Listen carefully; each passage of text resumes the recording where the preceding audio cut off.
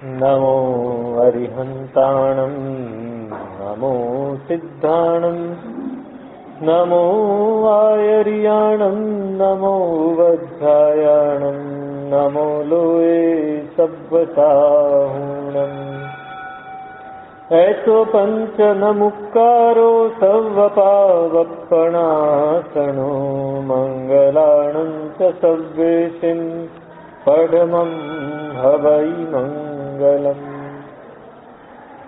आस्वाद्ययद्वाक्यरसम्बुधानां पीयूषपानेति भवेद् घृणैव नमामि तं विश्वजनीन वाचं वाचं यमेन्द्रं छिनवर्धमानम् अचिन्त्य चिन्तामणिकल्पशाखिने विशुद्धसद्ब्रह्म समाधिशालिने दयार्णवायार्थितदायिने सतां नमो नमः श्रीगुरुने निसूरये नमो नमः श्रीगुरुने निसूरये नमो नमः श्रीगुरुने निसूरये।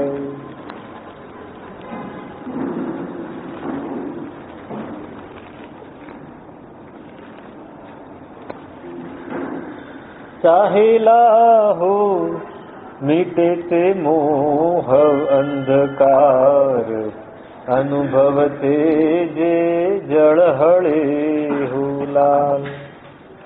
चाहेला हो धूम कषायन रेख चरण चित्रामण न विचले हो लाल।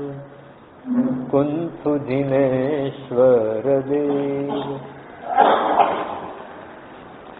परमात्मा अपना मन में आवे तो शू थाय? खूब सरस बात करे। परमात्मा ने मन में लाववा से पहला अपना चित्त में परमात्मा ने स्थापित करवा। अपने अपना चित्त में संसार ने स्थापित कर दीजो। परमात्मा ने हजी स्थाप्या नहीं। अपने करिए अपने कॉन्शियस माइंड में तो परमात्मा ने स्थापना करवानी कोशिश करीए छीए पण सबकॉन्शियस में संसार पड़ेलो एटले શું થાય છે? સબકોન્શિયસ એ મોટો ભાઈ છે, એનું જ ચાલે, કોન્શિયસનું નહીં ચાલે. જાગતા હોય ત્યાં સુધી કોન્શિયસનું ચાલે, પણ જેવા બેભાન થયા આપણે સતત બેભાન થઈ જઈએ. ગુરુજીએ બહુ સરસ વાત કરી કે માણસ મોટા ભાગે બેભાન હોય, એ યાંત્રિક રીતે બધું કર્યા જ કરે. યાંત્રિક રીતે આપણે કંઈ પણ કરીશું યાંત્રિક રીતે કરીશું. ભગવાન બુદ્ધ એકવાર આવી રીતે પ્રવચન આપતા હતા. પ્રવચન આપતી વખતે બરાબર, હવે આ પાછળથી લખાયું હશે ખબર નથી, પ્રવચન આપતી વખતે એક માખી આવીને એમના મોઢા પર બેસી, એટલે એમને આપણી માખી આવે તરત જ હાથ લાગી જાય, આમ થઈ ગયું એટલે માખી ઉડી ગઈ. પણ 2 મિનિટ પછી એમને ફરીથી આમ હાથ કર્યો અને આમ કર્યું, એટલે કોઈ પૂછ્યું આવું કેમ કર્યું? અત્યારે તો માખી હતી નહીં. તો કે પહેલી વાર જયારે માખી આવી ને ત્યારે મેં બેભાનપણે આમ કરી દીધેલું. પછી મને યાદ આવ્યું કે મારે બેભાનપણે નહોતું કરવાનું, માખીને ઉડાડવી છે તો પણ મને ખબર હોવી જોઈએ, બેભાનપણે. એટલે મેં જાણી જોઈને આમ કર્યું કે મારા મગજમાં એના સંસ્કાર પડે કે મારે જાણીને ભાનપૂર્વક આ કામ કરવાનું. આપણે બેભાનપણે કેટલું કામ કરતા હોઈએ, બધી જ ક્રિયા શરૂઆત થાય ત્યારે ભાનમાં હોઈએ, હોશમાં હોઈએ, અને જેવા આગળ વધીએ આપણે બેહોશ થઈ જઈએ. તમને સામાન્ય દાખલો આપું કે જયારે તમે ગાડી શીખવાની શરૂ કરી ત્યારે કેટલા ભાનપૂર્વક શરૂ કરે. ત્યારે ગિયરવાળી આવતી હતી, ગિયર કેવી રીતે નાખવું, ક્લચ કેવી રીતે છોડવું, બ્રેક કેવી રીતે મારવી, એક્સિલેટર કેવી રીતે દબાવવું, અને બંને બાજુ ગાડીમાં તમારે ધ્યાન રાખવું કે ક્યાંય ભટકાઈ ન જાય. તમે ડ્રાઇવિંગ સ્કૂલમાં ભણ્યા કે કોઈની પાસે શીખ્યા અને પછી તમે 6 મહિના વર્ષ સુધી બરાબર ધ્યાન રાખીને ચલાવી. હવે યુઝ ટુ થઈ ગયા તો તમે ગાડી ચલાવતા ચલાવતા વાતો પણ કરો, ખાવાનું પણ ખાઈ લો, આજુબાજુ જોઈ પણ લો, મોબાઈલમાં ફોન આવે તો એની સાથે પણ વાત કરી લો. ગાડી ચલાવવા પર હવે તમારે ધ્યાન આપવું પડતું નથી. આ એક રીતે બહુ સારું છે. આપણી શરીરની આ સિસ્ટમ છે, આપણું સબકોન્શિયસ એની અંદર એકવાર ફિટ થઈ ગયું તે સબકોન્શિયસ પછી બધો કંટ્રોલ લઈ લે. જેમ પેલું પ્લેન ચાલે, પ્લેન ચડે ત્યારે પાયલોટે ધ્યાન રાખવાનું, પછી ઓટો પાયલોટ બધું ધ્યાન રાખી લે. આમ ઓટો પાયલોટ સબકોન્શિયસ એ બધું ધ્યાન રાખી લે. પણ જેને આગળ વધવું છે એના માટે આ વસ્તુ ખોટી. કેમ કે સબકોન્શિયસ આ વસ્તુનું જેમ ધ્યાન રાખશે એમ પછી તમે સારી વસ્તુ કરવા જશો એમાં પણ એ જ ધ્યાન રાખી લેશે, તમે છોડી દેશો. તમે ચૈત્યવંદન કરતા હો તમે એટલે હું પણ સાથે, આપણે બધા જ, આપણે કોઈ પણ ક્રિયા કરતા હોઈએ, ધર્મ ક્રિયા કરતા હોઈએ ત્યારે ચિત્ત કંઈક બીજે દોડતું હોય, સૂત્ર બોલાતા જતા હોય, એમાં ભૂલે ન પડે કારણ કે સબકોન્શિયસમાં બધું ફિટ છે. તો પરમાત્મા નહીં આવે. પરમાત્માને લાવવા હશે તો આપણે જાગૃત થવું પડશે, આપણે સાવધાન રહેવું પડશે. પ્રત્યેક વસ્તુ આપણી જાતને આપણે જાણવી પડશે. સ્મૃતિ, એ લોકોએ શબ્દ વાપર્યો આત્મસ્મૃતિ. સ્મૃતિ શબ્દ છે ને, આપણે સ્મૃતિ એટલે મેમરી એ અર્થમાં લઈ જઈએ છીએ, પણ જૂની ભાષામાં આજથી 2000 વર્ષ પહેલા સ્મૃતિ શબ્દ એ જાગૃતિ અર્થમાં હતો. પોતાની સ્મૃતિ એટલે સતત પોતાનું ભાન હોવું કે હું છું. અને એ જ્યારે આપણે કરીએ છીએ ને, અને એ વસ્તુ ખાલી ધર્મક્રિયામાં જ નહીં, તમારી બધી જ ક્રિયા. તમે જ્યારે ખાતા હો ત્યારે પણ એની ઉપર ધ્યાન આપો. તો તમે ખાઈ રહ્યા છો. કાલે જ બહુ સરસ એક દાખલો વાંચ્યો, એક ઉદાહરણ, બહુ સરસ બનેલી ઘટના. એક ગુરુ, એની પાસે એક માણસ આવ્યો, એને સિગારેટની આદત, 30 વર્ષથી સિગારેટ પીવે. એ માણસ કે સાહેબ મારે સિગારેટ છોડી દેવી છે પણ હું છોડી નથી શકતો. તો કે ભાઈ હવે તું છોડી પણ નહીં શકે. સિગારેટ એના રસાયણ તારા શરીરમાં એટલા બધા અંદર ઊંડા ઉતરી ગયા છે કે હવે એના વગર તને ચાલે જ નહીં. સતત તમે દિવસના 2 પેકેટ પીવા જોઈએ માણસને. 2 પેકેટ જે માણસ 20 સિગારેટ પીતો હોય, 24-25, એને કેટલી આદત હોય. તો કે એક કામ કર, આપણે સિગારેટને નથી છોડવી. સાહેબ હું કરું છું. તો કે એક કામ કર, સિગારેટને છોડવી નથી, પણ તું સિગારેટ પીવે ને એ પૂરેપૂરી સભાનતાથી પીવાનું શરૂ. તું હાથમાં પેકેટ કાઢે તો એ તને ખ્યાલ હોવો જોઈએ કે મેં પેકેટ કાઢ્યું. કોઈની સાથે વાત કરતા કરતા પેકેટ કાઢ્યું એમ નહીં, પૂરેપૂરા હોશમાં પેકેટ કાઢવાનું. પછી એવું પેકેટ ઉપર આમ કરે ને, એમ કરીને અંદરથી બહાર કાઢવાની, પછી એને જોઈ લેવાની, બધું જ હોશમાં. એને સળગાવવાની તો હોશમાં, એમાંથી કશ મારવાનો તોય હોશમાં, ધુમાડો છોડવાનો તોય હોશ. તો આ રીતે કરે. પેલાને શરૂઆતમાં અઘરું પડ્યું બહુ, કારણ કે તલપ લાગે ને એટલે પછી કઈ બીજું વિચાર જ ના આવે. એ ધ્યાન બીજે હોય ને સિગારેટ કાઢીને સીધું પીવા માંડે. પણ ગુરુએ કીધેલું આટલું કરવાનું. 1 દિવસ, 2 દિવસ, 3 દિવસ, ચોથા દિવસે, 5મા દિવસે ધીમે ધીમે ધ્યાન લાગતું ગયું. સભાનતાપૂર્વક સિગારેટ કાઢીને પીવે છે કે 3 મહિના પછી મને મળ્યું. પછી આગળ શું કરવું જણાવ્યું. 3 મહિના પછી પેલો ભાઈ આવ્યો કે બોલ શું થયું, હવે આગળ શું કરાવું તને જણાવું. સર સિગારેટ છૂટી ગઈ. સભાનતાપૂર્વક જયારે કરીએ ને ત્યારે ખ્યાલ આવે કે હું ખોટું કરી રહ્યો છું. તો ખોટું કરો તો ખોટું આપણને ખબર પડે ત્યારે આપણે છોડીએ. જ્યાં સુધી સભાનતાપૂર્વક નહીં કરીએ ત્યાં સુધી એ ખોટું નહીં જ લાગે. અરે આ તો કરવું જ પડે ને, આ તો થઈ જ જાય છે, આ તો થઈ જ જાય છે. મેં આવી રીતે પ્રવચનમાં વાત કરેલી, મેં કીધું આપણે ગુસ્સો કેવી, સાહેબ ગુસ્સો તો થઈ જાય. જ્યાં સુધી થઈ જશે ત્યાં સુધી તમે એને નહીં છોડી શકો. જ્યારે તમે એનું કર્તૃત્વ લેશો, સભાન બનશો ત્યારે છોડી શકશો. એક મોહમ્મદ પૈગંબરના એક શિષ્ય હતા, બહુ મોટા ખલીફા હતા, પોતે સૈનિક હતા ને રાજા પણ બનેલા, બહુ જ શક્તિશાળી, શરીરમાં શક્તિ પણ એટલી બધી. એકવાર એનું કોઈક વિરોધી આવી ગયું અને કે મારે તમારી સાથે લડવું છે. તો કે ચાલ લડીએ આપણે. કે હું તમને હરાવી દઈશ ને મારી નાખીશ. ત્યારે કઈ વાંધો નહીં, કાં તું મારીશ કાં હું મારીશ, આપણે લડીએ. ચાલ લડ્યા, જોરદાર લડાઈ થઈ, બંને બળુકા, સામે વાળો પણ એટલો બળવાન. એટલું બધું લડ્યા. છેલ્લે થયું કે હવે કોણ જીતે, કોણ એકબીજા ઉપર હાવી થાય. એમાં આ જે ખલીફા હતા એને ચાન્સ મળી ગયો અને એને એક દાવ એવો અજમાવ્યો કે પેલો પડ્યો નીચે ને આ એની છાતી ઉપર હાથમાં છરી લઈને બેસી ગયો કે હવે બસ મારી નાખું. એ છરી મારવા જાય ત્યાં પેલો માણસ છે એને આમના મોઢા ઉપર થૂકી દીધું. એટલે ખલીફા ત્યાંથી નીચે ઉતર્યો કે હવે આજે નહીં, હવે કાલે લડશું આપણે. કેમ કાલે લડશું? આજે તમારી પાસે પૂરેપૂરો મોકો હતો મને મારી નાખવાનો, પછી કાલે મોકો ન પણ મળે, કાલે હું તમને મારી નાખું. તો કે ભલે મારી નાખજો, પણ આજે તો નહીં જ લડું. તો કેમ? તો કે મેં નિયમ લીધો છે કે ગુસ્સો આવે ને ત્યારે બીજું કોઈ કામ નહીં કરું. તું મારી પર થૂક્યો ત્યાં સુધી મને ગુસ્સો નહોતો આવ્યો, થૂક્યો એટલે મને ગુસ્સો આવ્યો. હું લડતો હતો પણ મને ગુસ્સો નહોતો આવ્યો, પણ તું જેવો થૂક્યો એવો મને ગુસ્સો આવ્યો, એટલે હું સભાન હતો. ગુસ્સો મને આવ્યો છે તો એ કામ નથી કરવું. આ સભાનતા. આપણે સભાન હોઈએ તો આપણે સ્થિર હોઈએ. આપણે ખાઈએ છીએ તોય સભાન નથી હોતા, આપણે ચાલીએ છીએ તોય સભાન નથી હોતા, આપણે બોલીએ છીએ તોય સભાન નથી હોતા. વિચાર તો મનમાં બીજા જ ચાલતા. આપણે ક્રિયા કરીએ છીએ ધર્મની તોય સભાન નથી હોતા. આપણે સંસારની ક્રિયા કરો તમે તો પણ સભાન નથી.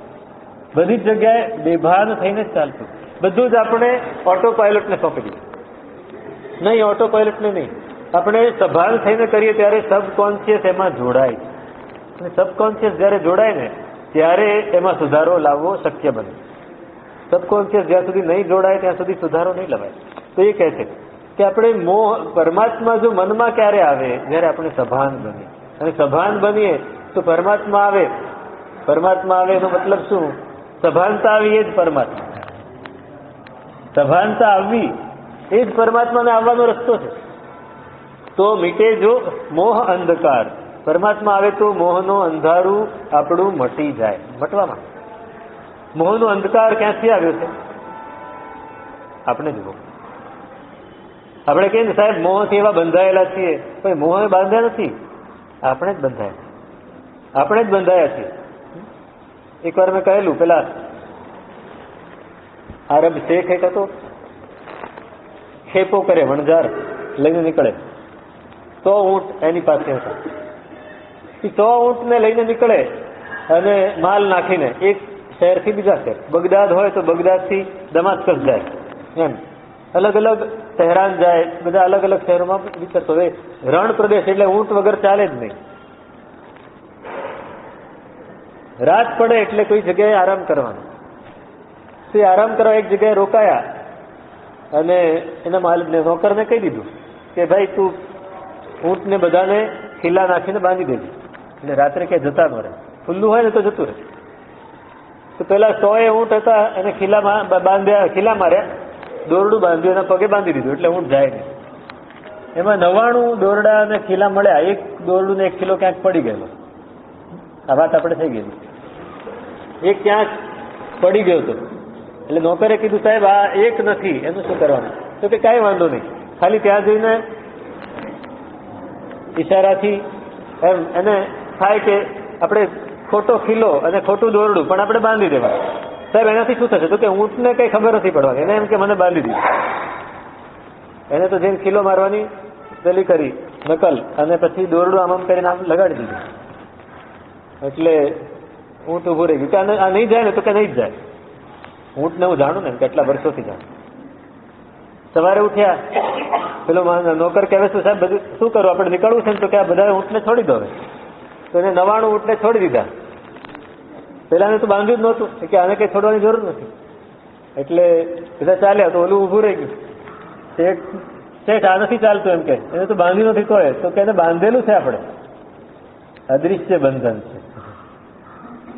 એને અદૃશ્ય બંધન, આપણે બંધન તો નાખેલું જ છે.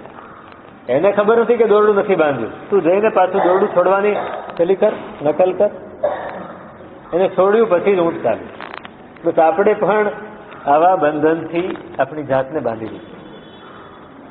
આપણે આવા બંધનથી જ આપણી જાતને બાંધી. બંધન કઈ આપણે કોઈ આવીને નથી બાંધી જતું, આપણે જાતે જ બાંધીએ. જો જાતે બાંધીએ તો જાતે છોડવું પડે, પણ આપણને ખબર જ નથી. આપણે બીજા ઉપર નાખી દઈએ છીએ કે એને બાંધી દીધું, એને મને રોકી લીધો, એણે મને રોકી લીધો. સાહેબ હું આવતો હતો, ઉપાશ્રય આવા જ નીકળ્યો હતો, પણ મિત્ર એવો મળી ગયો અને એને અર્જન્ટ કામ હતું એને મને રોકી લીધું. આપણે રોકાઈ ગયા. આપણે રોકાઈ જઈએ છીએ કારણ કે આપણને ગમે છે. જો આપણને ન ગમતું હોત તો આપણે નીકળી જ ગયા. એવું અર્જન્ટ કામ હોય અને કોઈ ગમે એટલું રોકે તો રોકાય ન રોકાય. તો મોહ આપણને બાંધી દે છે, પણ મોહને આપણે છોડવું પડે. મીટે જો મોહ અંધકાર. પરમાત્મા મનમાં આવે ને, સભાન બન્યા, પરમાત્મા મનમાં આવ્યા તો મોહનું અંધારું જવાનું જ છે. ને અનુભવ તેજે જળહળે હો લાલ. અનુભવના તેજથી જળહળ છે. પછી પરમાત્મા ચિત્તમાં આવ્યા તો ચિત્ત આપણું પ્રકાશિત થઈ જશે. ચિત્ત પ્રકાશિત. પરમાત્મા રત્ન દીપક જેવા છે. ચિત્તમાં પધારે અને ચિત્ત પ્રકાશિત ન થાય એવું બને છે. આપણું ચિત્ત પ્રકાશિત કેમ નથી થતું? અંધકાર કેમ છે? તો કે સંકલેશ છે. સંકલેશ છે. એ સંકલેશ છે માટે આપણું ચિત્ત પ્રકાશિત નથી થતું. ચિત્તમાં જળહળાટ નથી આવતો અને આપણે હંમેશા એવા ને એવા જ રહી જઈએ. કોઈ વસ્તુ આપણા મગજમાં બેસતી નથી. હમણાં અમે નંદીસૂત્રનો પાઠ ચાલે છે, એમાં એક બહુ સરસ શ્લોક આવ્યો કે ચિત્ત રત્નમ અસંકલિષ્ટમ આંતરમ ધનમુચ્યતે યસ્ય તન મુષિતમ દોષૈ તસ્ય શિષ્ટા વિપત્તય. આપણું ચિત્ત છે એ સંકલેશથી રહિત હોય. કાલે ક્લેશની વાત કરેલી. 5 પ્રકારના ક્લેશ છે. એ ક્લેશથી આપણું ચિત્ત જ્યારે મુક્ત થાય ત્યારે એ શુદ્ધ કહેવાય. અને શુદ્ધ કહેવાય તો એ રત્ન બની જાય અને એ જ આપણું મૂળ ધન છે. આપણું ચિત્ત નિર્મળ હોવું એના જેવું બીજું કોઈ ધન નથી. ગમે એટલા પૈસા હોય પણ ચિત્ત નિર્મળ ન હોય તો ધન નથી. અને કંઈ ના હોય પણ ચિત્ત નિર્મળ હોય તો આપણી પાસે ઘણું ધન. એ માણસ ખૂબ આગળ વધી શકે જેનું ચિત્ત નિર્મળ છે. ભાવનગર દાદા સાહેબ વિરાસર, એની પ્રતિષ્ઠા ગંભીર વિજયજી મહારાજે કરાવી. નેમિશ્વરેશ્વરજી મહારાજના મોટા ગુરુભાઈ.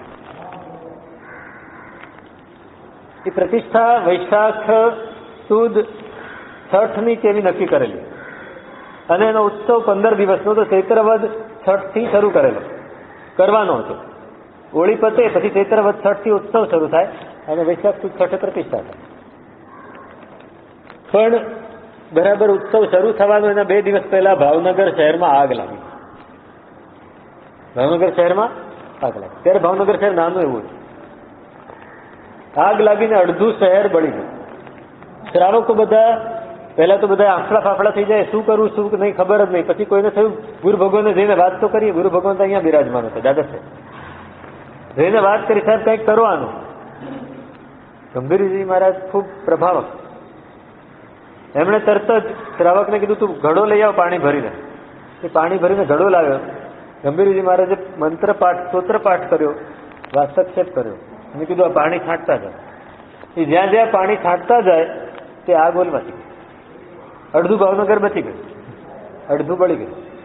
પેલાને થયું વહેલા ગયા હોત તો આખું ભાવનગર બચી જાય. હવે પ્રતિષ્ઠા શું કર્યું? 2 દિવસ પહેલા જ આગ લાગી, અડધું ભાવનગર બળી ગયું. પ્રતિષ્ઠા કેવી રીતે થાય? એટલે પ્રતિષ્ઠા હવે આ વખતે નથી કરવી, મુલતવી રાખવા. રાજાને ખબર પડી, કૃષ્ણકુમારસિંહજી અને એમના પિતા ભાવસિંહજી, એમને ખબર પડી કે સાહેબ એવું ના કરાય.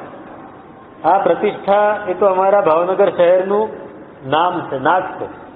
આ પ્રતિષ્ઠા નહીં કરાવો હમણાં તો ના ચાલે. પ્રતિષ્ઠા કરાવો, ભલે 15 દિવસ પછી કરાવો, બીજું મુહૂર્ત પહેલા કાઢો. તરત જ એમણે વિનંતી કરી એટલે નગર આપણા શેઠ આપણા સંઘના બધા મોવડીઓ પણ આવી ગયા. એમને પણ વિનંતી કરી. પ્રતિષ્ઠા 15 દિવસ પછી લઈ ગયા.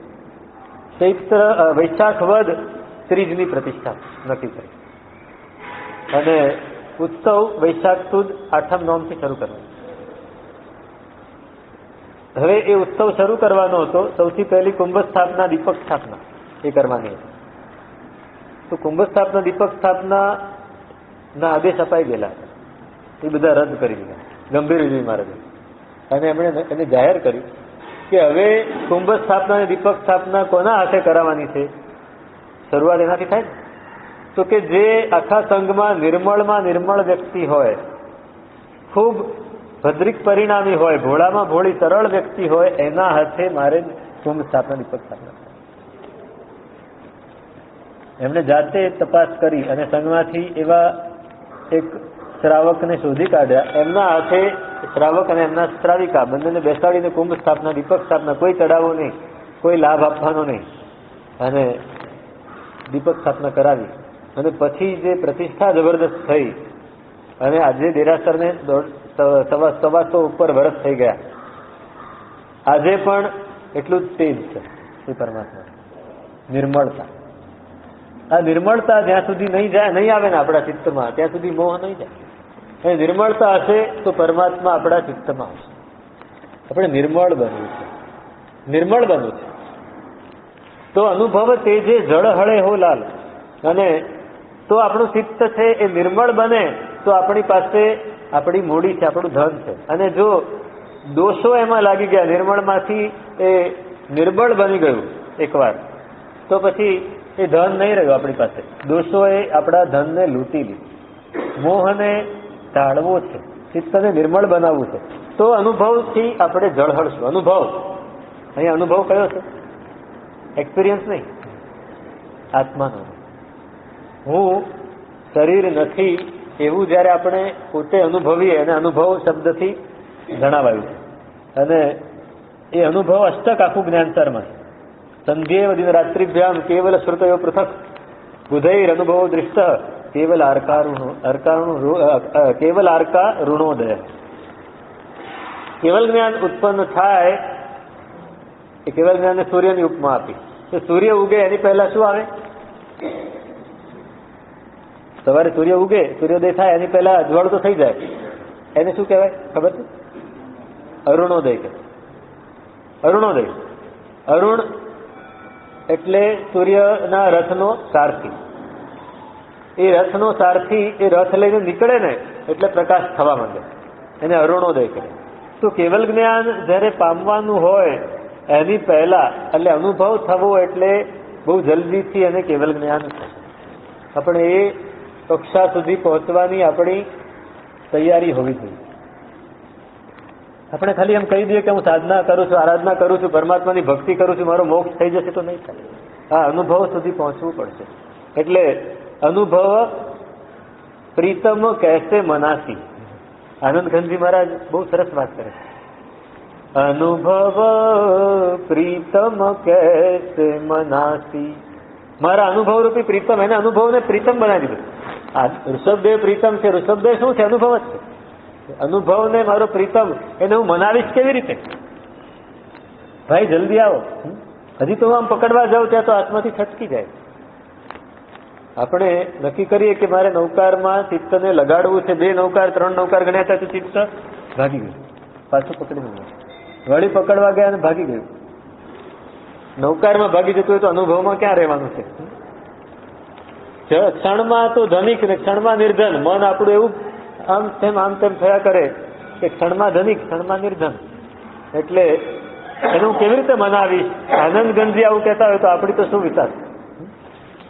તે અનુભવ જયારે ચિત્તમાં આવે છે ત્યારે પછી જે તેજથી ઝળહળે છે, પણ તુમ દર્શન જોગથી થયો હૃદય હો અનુભવ પ્રકાશ.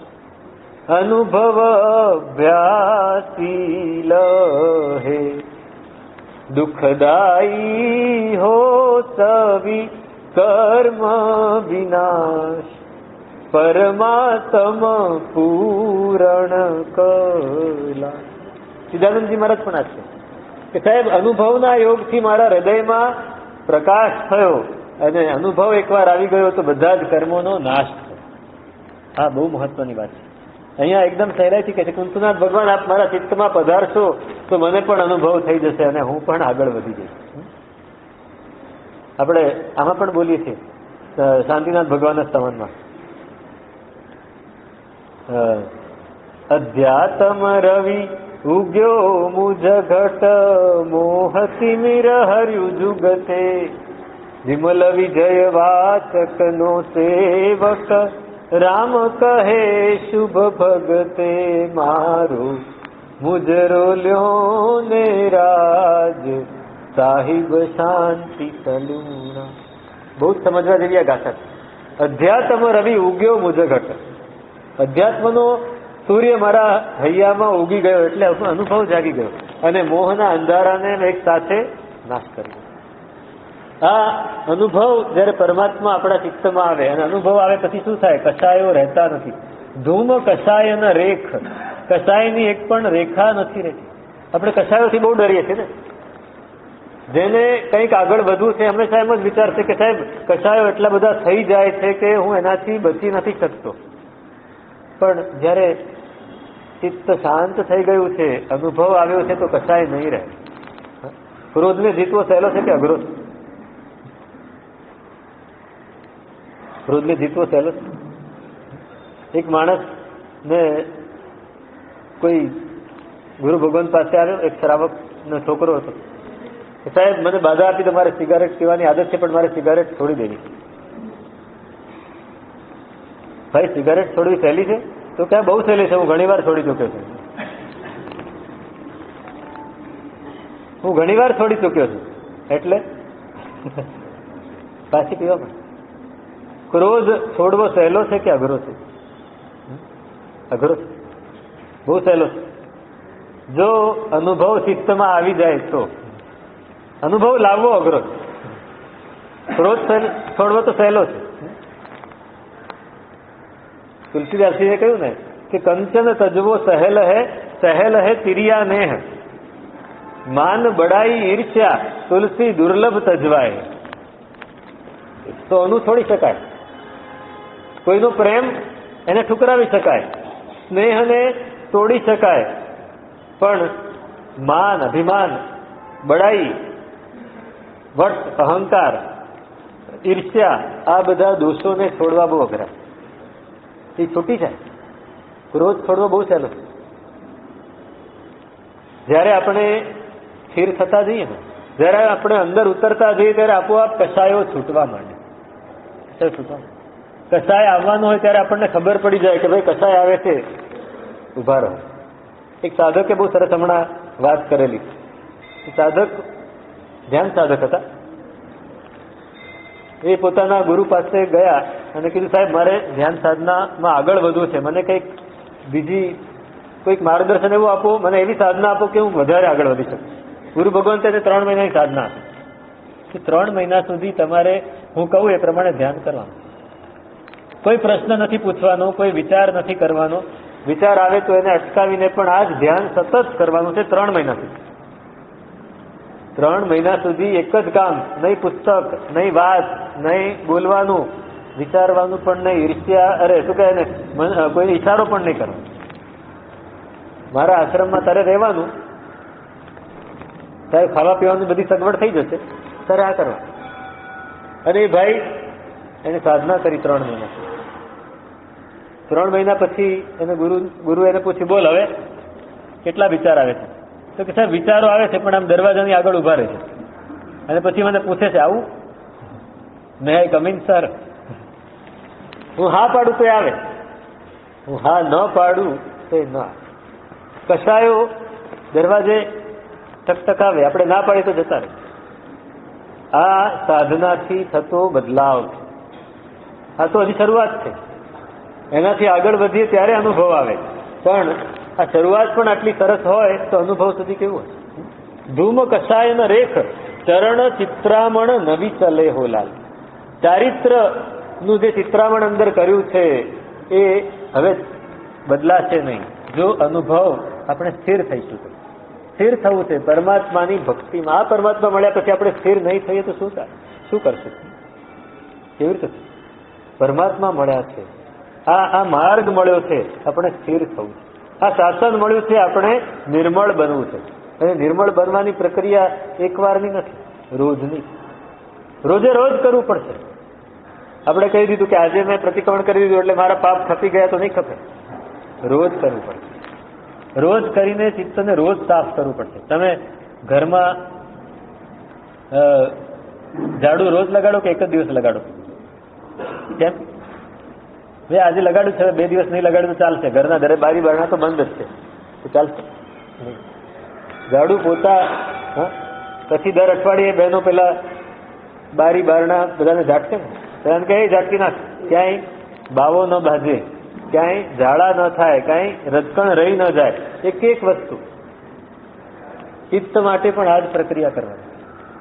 ચિત્તને આવી રીતે જ સાફ કર્યા કરવાનું છે, સતત નિર્મળ કર્યા કરવાનું છે.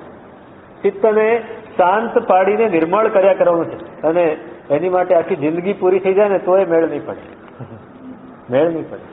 આપણે તો માની લીધું કે સાહેબ દેરાસરમાં આવી ગયા, ઉપાશ્રયમાં આવી ગયા, પ્રતિક્રમણ કરી લીધું એટલે અમે ધર્મ અમારા ભાગનો કરી લીધો, હવે કઈ લેવા દેવાનું નહીં થાય. સતત જાગૃત રહેવું પડશે, સતત જાગૃત રહેવું, સતત આત્મનિરીક્ષણ કરવું પડશે. એક પણ દોષને અંદર પ્રવેશ નહીં આપવા. જાગૃત રહે તો જ થાય, ન જાગૃત રહીએ તો નહીં થાય. નહીંતર દોષ ક્યારે આવીને મિત્રના વેશમાં આવીને દોષ બેસી જશે અને આપણને એમ થશે અરે આને તો મારે કહેવું જ પડે ને, પ્રશસ્ત કસાયના રૂપમાં કસાય ક્યારે આવી જશે ખબર નથી. એક સાધક ગુરુ ભગવાન પાસે ગયો કે સાહેબ મારે સાધના કરવી છે, મેં આપની પાસે ઘણું શીખ્યું છે, પણ હવે મને એક સ્ટેડીલી જે રોજ હું કરી શકું એવી સાધના દેખાડો. અહીંયા ઉપાશ્રયમાં આવ્યા, દેરાસરમાં આવ્યા એટલે થોડું ઘણું કર્યું, પણ ઘરમાં રહીને પણ હું કરી શકું એવું તો કંઈક દેખાડું. ગુરુ ભગવાન કે હું તને દેખાડું, પણ હું નહીં દેખાડું, હું તને એક જગ્યાએ મોકલું છું, ત્યાં જોઈ આવતો, ત્યાં તું જોઈ લે એ શું કરે છે. એક સાધક છે એની પાસે તું જા. ક્યાં છે? તો કે ફલાણું ગામ, એની આ ધર્મશાળા, એ ધર્મશાળાનો એક નોકર છે, એ તને શીખવાડશે. જા. ગયા, એ ગામમાં પહોંચ્યા, ધર્મશાળામાં રહ્યા છે. પેલો નોકર કે સાહેબ તમે કેટલા દિવસ રહેવાના? તો કે મને મારા આ ગુરુએ મોકલે છે. હે, ગુરુએ મોકલ્યા છે? મારે તમારી પાસે શીખવું છે. તો કે શીખો ને, વાંધો નહીં, હું શીખવાડીશ. રહી ગયા છે. કેટલા દિવસ રહેવું છે? તો કે જ્યાં સુધી શીખાય ત્યાં સુધી રહેવું. એટલે નોકર ધર્મશાળાનો હતો અને સવારે આખી ધર્મશાળા બધી સાફ કરી, બધા ગાદલા, પલંગ, આ તે બધું ઝાટકીને વ્યવસ્થિત કરી દીધું. વાસણ હતા, ધર્મશાળા એટલે ભોજનશાળા હતી, રસોડું હતું, એ પણ બધા સાફ સફાઈ કરીને અને મૂકી દીધા. બપોરે જમ્યા, ફરી બધું સાફ કરીને મૂકી દીધું. સાંજે જમ્યા, ફરી બધું સાફ કરીને મૂકી દીધું. રાત્રે સુઈ ગયા ત્યારે બધું એકદમ ક્લીન કરીને સુઈ ગયા. સવારે ઉઠીને પાછું એને બધું સાફ કર્યું. બપોરે સાફ કર્યું, સાંજે સાફ કર્યું. એવી રીતે ત્રીજો દિવસ, ચોથો દિવસ. હવે આ જોયા કરે છે કે આ સાફ સફાઈ જ કરે છે, બીજું કઈ કરતા નથી આ ભાઈ. એને કીધું કે હું જે કરું તમે જોયા કરજો. હવે આમાં શું જોવાનું? આ એકનું એક જ કરે છે, બીજું કઈ જોવા જેવું છે નહીં. 4-5 દિવસ થયા એટલે એને થયું કે હવે બસ પતી ગયું. આવી ગયા ગુરુ પાસે. ગુરુ કીધું શું જોયું? સાહેબ ત્યાં બીજું કઈ જોવા જેવું હતું જ નહીં. એ ભાઈ દરરોજ સાફ સફાઈ કરતા હતા. કેટલી વાર? તો કે દિવસમાં 3 વાર. રાત્રે સૂતી વખતે, સવારે ઉઠીને, પાછું બપોરે, વળી સાંજે, વળી રાત્રે સૂતી વખતે, સવારે ઉઠીને, બપોરે, સાંજે. તો બસ આ જ કરવાનું છે ભાઈ, આ જ કરવાનું છે. સવારે પ્રતિક્રમણ કર્યું, સાફ સફાઈ કરી. સાંજે પ્રતિક્રમણ કર્યું, સાફ સફાઈ કરી. બપોરે સામાયિક કર્યું, સાફ સફાઈ કરી. સાફ સફાઈ થાય છે એ આપણે નક્કી કરવાનું. પૂજા કરી એ શું છે? ચિત્તની આ પ્રતિક્રમણ આપણા ચિત્તની રાગ દ્વેષની બંધાયેલી ગાંઠોને ખોલવાની પ્રક્રિયા. આપણે સતત રાગ દ્વેષ બાંધતા રહીએ, સતત પ્રતિક્રિયા કરતા રહીએ, સતત પ્રતિક્રિયા કરવી એટલે રાગ અને દ્વેષ. પ્રતિક્રિયા. હું આમ બેઠો છું સમજો, અને મને અહીંયા સહેજ દુખવા આવ્યું એટલે હું શું કરીશ? પગ ઊંચો કરીને આમ કરીશ. આ પ્રતિક્રિયા કરી. પ્રતિક્રિયા કરી એટલે રાગ. શરીર ઉપર રાગ છે એટલે મેં પ્રતિક્રિયા કરી. દુઃખ ઉપર દ્વેષ છે એટલે મેં પ્રતિક્રિયા કરી. મચ્છર આવીને બેઠો, મેં ઉડાડ્યું, પ્રતિક્રિયા કરી. ભાનપૂર્વક ઉડાડ્યું તો ભાનપૂર્વક પ્રતિક્રિયા કરી તો એના સંસ્કાર નહીં પડે, પણ અભાનપૂર્વક પ્રતિક્રિયા કરી સંસ્કાર પડી ગયા. સંસ્કાર સતત આપણે નવા નાખતા જ જઈએ. આપણે તમે જમવા બેઠા અને મીઠું વધારે પડી ગયું, પ્રતિક્રિયા. મીઠું ઓછું છે, પ્રતિક્રિયા. કડવું છે, પ્રતિક્રિયા. પાણી ઠંડુ નથી, પ્રતિક્રિયા. સતત પ્રતિક્રિયા, પ્રતિક્રિયા, પ્રતિક્રિયા. તો સતત રાગ અને દ્વેષ તો સાફ સફાઈ નહીં થાય. આપણે સામાયિકમાં હોય તો પણ પ્રતિક્રિયા કરીએ, પ્રતિક્રમણમાં હોઈએ તો પણ પ્રતિક્રિયા કરીએ, તો સાફ સફાઈ ક્યાં થવાની? અહીંયા કહે છે સાફ સફાઈ થાય તો જ કશાયો ન રહે, ચારિત્ર આપણું શુદ્ધ રહે. અને એ ક્યારે થાય? પરમાત્માને ચિત્તમાં લાવી રોજ સાફ સફાઈ કરવાની. આપણા ચિત્તની ધાર રોજ ઘસી ઘસીને કાઢવાની છે. આપણા ચિત્તને ધારદાર બનાવવાનું છે, ધારદાર બનાવવાનું. પેલો માણસ નીકળે ને ધાર કાઢવા વાળો, ખબર છે? પેલું લઈને નીકળતા એમરીનો પથ્થર હોય, એને પેલા સાયકલનું પૈડું હોય એની સાથે લગાડેલું હોય, અને આમ ફેરવીને ઉપર છરી મૂકીને કે ધાર કાઢે. એક માણસ નીકળ્યો આવી રીતે, ભાઈ છરી, ચપ્પા, કાતર જેની પણ ધાર કઢાવી હોય એ કઢાવી જાવ. જોર જોરથી બૂમો પાડે, સેલ્સમેન છે ને. તો એક માણસ આવ્યો, હવે એને મસ્કરી સુધી કે ભાઈ બીજું બધું તો નથી, પણ તમે બુદ્ધિની ધાર કાઢી આપો કે નહીં? તો કાઢી આપું ને, પણ હોવી જોઈએ. કાઢી તો આપું, એ એનો માથાનો હતો કે હોવી જોઈએ. ધાર કાઢવી પડે. આ સંસારમાં આપણે જો બુઠ્ઠા રહીશું ને તો અંદર બહાર નહીં નીકળી શકે. સંસારના પડને, આવરણને ભેદવા પડશે, ધાર કાઢવી પડશે. સતત આપણી ધાર તેજ બનાવવાની છે. કુહાડી હોય ને, પેલો કઠિયારો હતો, જમીનદાર હતો. જમીનદારે એને બહુ મોટા મોટા જંગલો, એને માણસને રાખે કે આ જંગલો છે એમાં જે ઝાડ ખરાબ થઈ ગયા હોય અથવા જે નકામાં સુકાઈ ગયા હોય એને કાપી નાખવા. અને અમુક લાકડું મારે રોજ જોઈએ એટલું લાકડું પણ તારે બીજું પણ કાપી લાવવાનું. તું બરાબર કામ કરીશ તો અત્યારે શરૂઆતમાં આટલો પગાર આપું છું, બરાબર કામ કરીશ તો તારો પગાર વધારી દઈશ. ચલો કામે લાગે. રોજ મહેનત કરે છે. 5 વર્ષ સુધી એને કામ કર્યું પણ એનો પગાર હજી વધ્યો નહોતો, શેઠે એટલો ને એટલો. 5 વર્ષ પછી એક બીજો યુવાન આવ્યો, એને કહ્યું સાહેબ મારે નોકરી કરવી છે. શેની નોકરી કરીશ? તો આપ જે કહેશો. તો કે આ લાકડા કાપવાની નોકરી કર. સારું, પગાર શું? તો કે પગાર આટલો, આને પણ આટલો જ આપું. તો સારું કામ કરીશ તો પગાર વધે. મહિનો 2 મહિના થયા ને પેલાનો પગાર વધારી દીધો. ઓકે, અલોકે કે હું 5 વર્ષથી કામ કરું છું ને મારો પગાર નહીં વધારે, આનો 2 મહિનામાં. તો કે તું એના જેટલું કામ કરે તો તારો પગાર વધારે. પેલો ગયો એની સાથે, એ દિવસ જોયું એને કે હું જેટલા ઝાડ કાપું છું એના કરતા ડબલ કાપે એટલા જ સમયમાં. થયું કે કાલે હું પણ વહેલો જઈને વધારે કામ કરીને વધારે ઝાડ કાપું. વહેલો નીકળી ગયો, ખૂબ મહેનત કરી, પણ સાંજે ગણતરી કરી તો એટલા જ ઝાડ, એથી વધારે થયા. અને પેલા ડબલ કર્યા કે આ શું વળી? 4 દિવસ, 5 દિવસ, અઠવાડિયું બહુ મહેનત કરી પણ એનું એ જ કોઈ પરિણામ નહીં. એટલે થયું આને પૂછવું જવું શું કરે છે. ભાઈ તું શું કરે છે? કે તારા ડબલ કપાય છે ને મારા ઓછા કપાય. તો કે હું રોજ ઝાડ કાપતા પહેલા મારી કુહાડીની ધાર કાઢું. તું છે ને ધાર કાઢ્યા વગર રોજ નહીં, એક ઝાડ કાપ્યા પછી પણ હું ધાર કાઢું. આ પથ્થર કાયમ સાથે રાખું છું, ધાર કાઢીને પછી જ ઝાડ કાપું.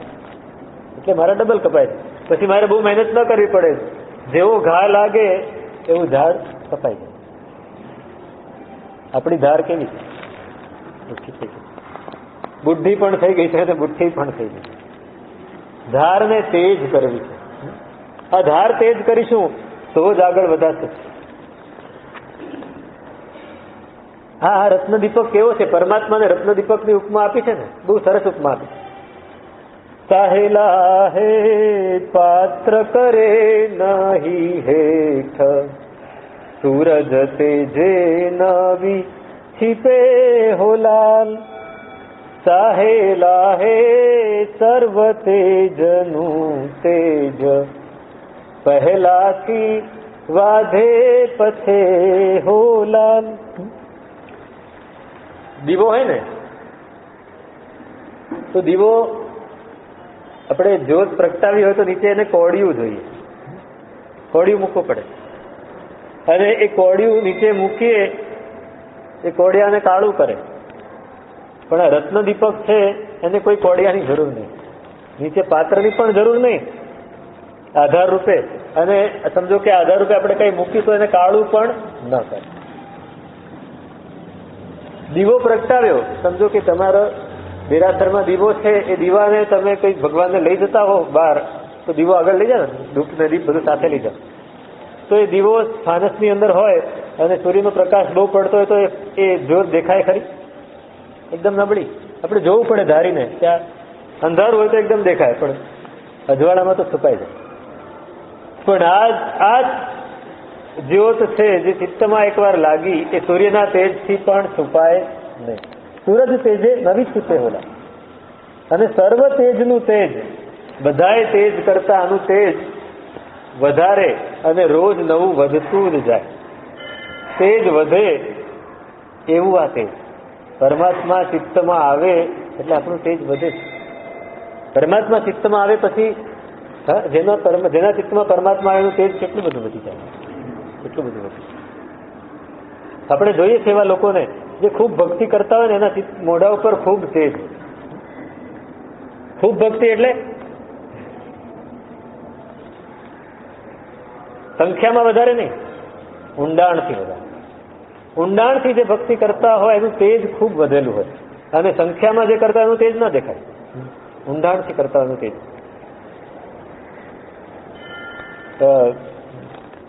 મૂલચંદની વાત આપણે કરી.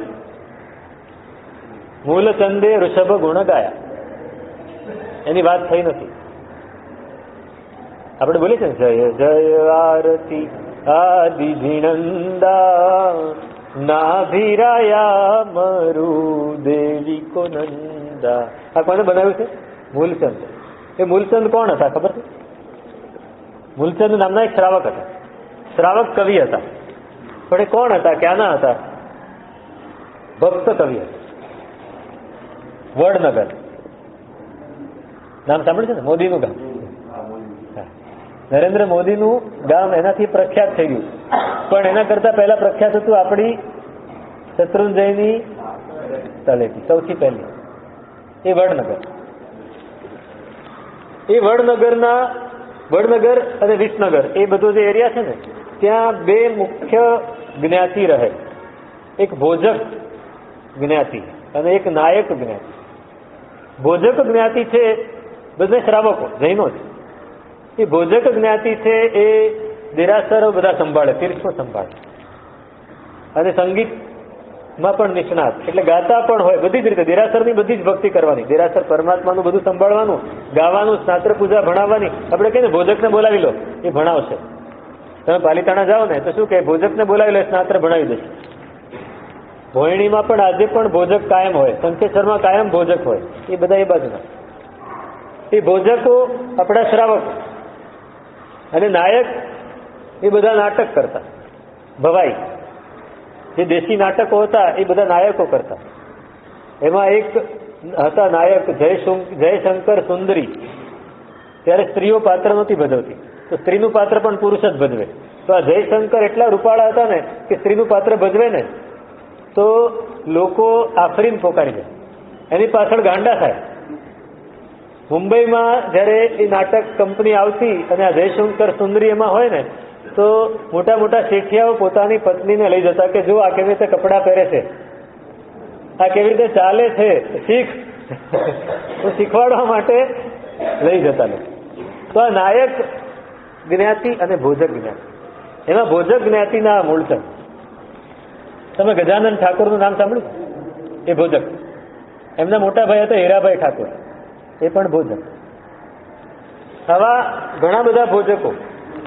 એમાં આ લગભગ 17મા કે 18મા સૈકાના એક ભોજક મૂલચંદ, બહુ ભક્ત કવિ, દેરાસર સંભાળે, બધું જ કરે, પણ કવિતાઓ બનાવે, પદો બનાવે, પોતાના પદો નવા બનાવીને પોતે રચતા જાય, ગાતા જાય, ભક્તિ કરે. એમના પોતાના એક ઈષ્ટદેવ, કુળદેવ એટલે દેવ દેવી દેવતાની વાત નથી, પરમાત્મા. પોતાને જે પરમાત્મા ગમે ને એ આપણા ઈષ્ટદેવ. ઈષ્ટ એટલે ગમે એવા. શું કે એમને એક પરમાત્મા બહુ ગમતા, એટલે એને પોતાના ઈષ્ટદેવ માની લીધેલા. કયા પરમાત્મા? તો કે કેસરિયાજી આદિનાથ. કેસરિયાજી છે ને ઉદયપુર પાસે, એ કેસરિયાજીના આદિનાથને પોતાના ઈષ્ટદેવ માને અને એમની ભક્તિ બહુ કરે. નિયમ હતો કે દર વર્ષે એકવાર ચાલીને, એ જમાનામાં કોઈ ગાડા હતા, રથ હતા, બાકી ચાલીને જવું પડે.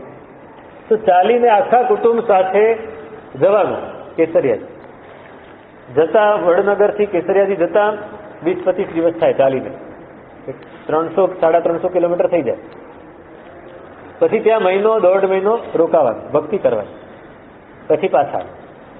આવું વર્ષો વર્ષ, દર વર્ષે આ 3 મહિના કાઢવાના. પણ ઉંમર થાય પછી તો તકલીફ પડે. એટલે ઉંમર થઈ ગઈ 65-70 વર્ષની, અને વિચાર્યું કે હવે નહીં જવાય ચાલીને. તો એ છતાં એકવાર ચાલીને જઈ આવું, છેલ્લી વાર જઈ આવું, ભગવાનને કહી આવું કે હવે નહીં આવવું, હવે તમારે મારી સાથે આવવું પડે. ભગવાનને ભક્તિ છે ને, ભક્ત બધું જ કહી શકે, ભક્ત બધું જ કહી શકે, અને ભગવાન એનું માન્ય પણ રાખે. હવે ધુરંધરજી મહારાજ છે, મારી પર બહુ પ્રેમ છે એમને. તો અમે શંખેશ્વરમાં ભેગા હતા, પેલા પૂર્ણેશ્વરી મહારાજનું સ્મૃતિ મંદિર બન્યું ને, એની પ્રતિષ્ઠા હતી. તો અમે ગામમાં શંખેશ્વરમાં જે ઉપાશ્રય છે ને, દેરાસરની બાજુમાં, ત્યાં ઉતરેલા. એ લોકો બહાર જ્યાં પેલું સ્મૃતિ મંદિર બન્યું છે ત્યાં મંડપો બાંધ્યા હતા, ત્યાં ઉતરેલા તંબુઓ. તમે એમની પાસે રોજ સવારે જઈએ, બધા ભગવંતોને, ત્યાં ઘણા બધા અત્યારે ભગવંતો હતા, બધાને વંદન કરીને પાછા આવે. તો ધુરંધર મહારાજ અમારી સાથે આવે, બરાબર 8:15, 8:30 થાય ને, એટલે કે ચાલો આપણે જઈએ સાથે. સર અત્યારે તો ક્યાં, મારે ભગવાન સાથે એપોઇન્ટમેન્ટ છે, શંખેશ્વર દાદા સાથે એપોઇન્ટમેન્ટ છે. કેવી એપોઇન્ટમેન્ટ? તો કે 8:30 બરાબર 8:15 ને 8:30 ની વચ્ચે રોજ એમનો પ્રક્ષાલ થાય. કે ભગવાન નાવા ત્યારે બેસે, એમ કે એમની ભાષામાં કહું કે ભગવાન 8:15 થી 8:30 ની વચ્ચે નાવા બેસે, અને મેં કહી દીધું છે કે હું આવું નહીં ત્યાં સુધી તમારે નાવાનું નહીં. એટલે અમારી એપોઇન્ટમેન્ટ છે, 8:15 હું અહીંથી નીકળું અને હું પહોંચું પછી જ શરૂ થાય પ્રક્ષાલ. હું કીધું એવું કેવી રીતે? તો કે આ એવું જ. મેં મને દેખાડ્યું, અનુભવ કરાવ્યો. એક દિવસ અમારી મિટિંગ બહુ ચાલી, તો 9 વાગી ગયા. સાહેબ આજે એપોઇન્ટમેન્ટનું શું થશે? તો કે આજે ભગવાન હજી નાયા નહીં હોય. ત્યાં તો રોજ ટાઈમસર ચડાવો બોલાય છે અને પ્રક્ષાલ થાય. તો કે ચાલ જોઈએ. અમે બે સાથે ગયા. દેરાસરમાં અમે પહોંચ્યા ને ત્યારે હજી પ્રક્ષાલની તૈયારી ચાલતી. 9 વાગે પહોંચ્યા પછી જ પ્રક્ષાલ શરૂ થયો. ભક્ત છે એ ભગવાન સાથે બધી જ અધિકારપૂર્વક વાત કરી શકે. મૂલચંદ ભાઈ વિચારે છે કે મારે હવે પરમાત્માને કેવું છે, હું તો નથી આવવાનું, તમારે મારી સાથે આવવાનું. ગયા, રોજ ભક્તિ કરે, સવાર બપોર સાંજ જ્યારે સમય મળે, આખો દિવસ એની માટે જ ગયા હતા. કુટુંબીજનો બધા હતા, એ લોકો અનુકૂળતા મુજબ આવે. આ તો ત્યાં જ હોય દેરાસર. ખૂબ પદો બનાવીને ગાય, ગાતા જાય, નાચતા જાય, જેટલું રડતા જાય. એમને મહિનો પૂરો થયો. પરિવારજનો કે હવે ચાલો, હવે આપણે પણ ઘરે જવાનું છે પાછું, ત્યાં આપણા ઘણા કાર્યો છે. એટલે મૂલચંદભાઈ વિચાર્યું કે હવે જવું પડશે, કે આજ છેલ્લો દિવસ, ચાલે આપણે સવારે નીકળી ગયા. સવારના બેસી ગયા પરમાત્માની સામે, અને એક પછી એક પદ બનાવીને ગાતા જાય, રડતા જાય કે ભગવાન હજી તમે મને જવાબ નથી આપ્યો, હજી જવાબ નથી આપ્યો, મને જવાબ આપો પછી જ અહીંથી ઉઠીશ, ત્યાં સુધી ખાઈશ નહીં, પીશ નહીં, કાંઈ નહીં કરું. સવારના બેઠા, બપોર થઈ, 4 વાગ્યા, 5 વાગ્યા. એ વખતે બરાબર દેરાસરમાં કોઈ જ નહીં, અને એકલા બેઠા બેઠા આમ રડતા જાય ને ગાતા જાય, આંખો બંધ થઈ ગયેલી. અને એ ગાતા ગાતા ગાતા અચાનક બે ક્ષણ એવી આવી કે બોલવાનું બંધ થઈ ગયું, આંખો બંધ થઈ ગઈ, આંખમાંથી આંસુની ધાર, અને એકદમ અવાજ કટ થઈને આમ બેસી ગયા. બરાબર ધ્યાન લાગી ગયું પરમાત્મામાં. અને એ જ વખતે અચાનક એમના ખોળામાં કંઈક આવીને પડ્યું. ખોળામાં આમ જોરથી આમ કંઈક પડ્યું, એટલે ઝબકીને જાગ્યા અને જોયું તો પરમાત્માની પ્રતિમા એ કયા પથ્થરની છે? કાળા કસોટીના પથ્થર. એ જ પથ્થરનો એક ટુકડો ગોળ આકારનો એમના ખોળામાં આવીને પડે. થયું કે પરમાત્માએ જવાબ આપ્યો, પરમાત્મા હવે મારી સાથે આવવા માટે રાજી છે. પથ્થર માથે આમ હાથમાં ઉપાડી માથે લઈને નાચવા માંડ્યા હરીસર. એટલું નાચ્યા, ઘરવાળા બધા ભેગા થઈ આવ્યા, બધા સાંજે આરતી ઉતારવા માટે. તો નાચતા હતા. તે શું થયું હતું કે ભગવાને મારી વાત માની લીધી, ભગવાન મારી સાથે આવવા તૈયાર થઈ. દેખાડ્યા, બધાએ ખૂબ રાજી થઈ ગયા. બીજે દિવસે પરમાત્માની છેલ્લે સવારે ભક્તિ કરીને નીકળ્યા. બધા આવ્યા વડનગરમાં, એમનું ભોજકનું દેરાસર, એમાં આ પથ્થરની સ્થાપના કરી. આજે પણ વડનગરના એ ભોજકના દેરાસરમાં તમે જાઓ તો આદિનાથ ભગવાનની પ્રતિમા છે, એની સામે આ પથ્થર આજે પણ. પરમાત્મા જવાબ આપે જો આપણે આપણી ભક્તિ સાચી હોય તો. આપણે બોલી જઈએ, સાચી ભક્તે સાહિબા રીજો એક વેળા. એક જ વાર રીજે હો સાહેબ, સાહેબ એક જ વાર રીજે, પણ ક્યારે ભક્તિ સાચી હોય શું? આપણી ભક્તિ કાચી છે, સાચી નથી. એને પાકી બનાવવી છે. આપણને આ બધી જ પરિસ્થિતિ, આ બધી જ સામગ્રી એટલા માટે મળી છે. પરમાત્માની ભક્તિ કરવાનો બધો જ અવસર મળી ગયો, બધી જ અનુકૂળતા મળી ગઈ છે. એક પણ અનુકૂળતા બાકી છે? બધું જ મળી છે. એ મળી ગઈ છે, એનો આપણે ઉપયોગ નથી કરતા. આપણે એને એમને એમ ગુમાવી દઈએ છીએ, અને અવસર ફરી નહીં મળે. પ્રવીણભાઈનું ગીત છે ને, અવતાર માનવીનો ફરીને નહીં મળે, અવસર તરી જવાનો ફરીને નહીં મળે. અવતાર માનવીનો ફરીને નહીં મળે, અને અવસર તરી જવાનો. આ તરી જવાનો અવસર છે. આપણને બધી અનુકૂળતા મળી છે. આપણું તેજ વધતું જશે જો આપણે પરમાત્માને ચિત્તમાં બિરાજમાન કરી શકીશું, અને બિરાજમાન કર્યા પછી એમને ત્યાં સાચવી શકીશું. સાહેલા હે જેહન મરુતને ગમ્ય, ચંચળતા જે નવી લહે હોલાલ. સાહેલા હે જેહ સદા છે રમ્ય, પુષ્ટ ગુણે નવી કૃષ રહે હોલાલ. જેહન મરુત અને ગમ્ય, આપણે બોલીએ છીએ ને, નિત્યોદયમ દલિત નહીં. તમે અહીંયા પેલું આરતી મંગળ દીવો કર્યા પછી કઈ ગાથા બોલો છો? હા, નિર્ધૂમ વર્તી રપવર્ધિત તૈલ પૂર કૃષ્ણમ જગત ત્રયમ નિદમ પ્રકટી કરો. ગમ્યો ન જાતું મરુતામ ચલિતા ચલાવે. એ જ વાત કરે, જેહન મરુત ને ગમ્ય. પરમાત્મા એ એવા દીપક સમાન છે. આપણો દીવો કેવો હોય? આપણે દીપક હાથમાં રાખ્યો હોય અને પવન આવે તો બુજાય. સહેજ જોરથી પવન આવ્યો, આપણે ફૂંક મારી તોય બુજાય છે. અત્યારે એવી મીણબત્તી આવે છે, તમે ફૂંક મારો તોય બુજાય નહીં. ફૂંક મારો તોય, ગમે એટલી ફૂંક મારો ને તો બુજાય જ નહીં. એવી મીણબત્તી આવે છે.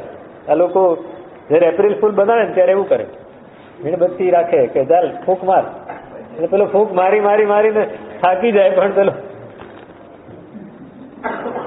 પણ એ તો મીણબત્તી પૂરી થઈ જવાની, પણ આ મીણબત્તી પૂરી નથી થવાની. હા, જેહન મરુત અને ગમ્ય, ગમ્યો ને જાતું મરુતામ ચલિતા ચલાના. ઉપાધ્યાયજી મહારાજ એક એક પદાર્થ એક એક સ્તોત્રમાંથી ઉપાડીને મૂકી દે. જેણે આખા પર્વતોને કંપાવી દીધા છે, એવો પવન પણ, એવી હવા પણ આ દીપકને બુઝાવી શકે. અને ચંચળતા, એ ચંચલ પણ ન બને, ચંચલ ન બને. આપણે કેટલા ચંચળ, પરમાત્મા કેવા ચંચળ. માનવીજી મારા તો પરમાત્માને કહે છે, હું સાહેબ તમારા કરતા વધારે એકાગ્ર છું, તમે ચંચળ છો. મુજ મનડું છે ચપલ સ્વભાવે, તો એ અંતર મુહૂર્ત પ્રસ્તાવે. તું તો સમય બદલાય, ઈમ કિમ પ્રીતિ નિવાહો થાય. કે સાહેબ મારું મન છે ને બહુ ચંચળ છે, પણ એ એક અંતર મુહૂર્તમાં આપણું મન છે ને એક વિચાર ઉપરથી બીજા વિચાર ઉપર જાય, એમાં એક અંતર મુહૂર્ત નીકળી જાય. અંતર મુહૂર્ત નાનું પણ અંતર મુહૂર્ત ખરું. એ પરમાત્મા પ્રત્યેક સમયે, પરમાત્માને એક સમયે જ્ઞાનની પર્યાય, એક સમયે દર્શનની પર્યાય, એક સમયે જ્ઞાનની પર્યાય, એક સમયે દર્શનની પર્યાય. પરમાત્મા સમયે સમયે બદલાય, અને હું તો અંતર મુહૂર્તે બદલાવું. કોણ વધારે ચંચળ? કોણ? પરમાત્મા ચંચળ નથી. ચંચળતા જે નવી લહે હો લાલ, એ દીપક ચંચળ નથી રહેતો અને એ હંમેશા રમ્ય છે, ગમે એવો છે. દીવો છે ને થોડો વધારે પ્રજ્વલિત થાય ને પછી એની વાટ એ બળવા માંડે ને કાળું કરવા માંડે, પછી આપણને થાય બસ આ દીવાનું કામ પતી ગયું, હવે મૂકી દો. પણ આ કોઈ દિવસ કાળું નથી કરતું. એ તો સુંદર ને સુંદર, જે સદા છે રમ્ય. પુષ્ટ ગુણે નવી કૃષ્ણ બને હોલાલ, અને એનો ગુણ પણ વધારે ને વધતા જ જાય. પેલી વાટ બળતા બળતા પતલી થઈ જાય ને ઓલવાઈ જાય. આ કૃષ્ણ ન થાય, કોઈ દિવસ પતલી ન થાય. આવા પરમાત્મા છે એ દીપક જેવા, રત્ન દીપક જેવા છે. એને આપણા ચિત્તમાં લાવવા છે. એ લાવીએ તો આપણે પણ એવા જ બનીએ. હજી આગળ પણ એક ગાથા છેલ્લી છે એની વાત કરે છે. હું શું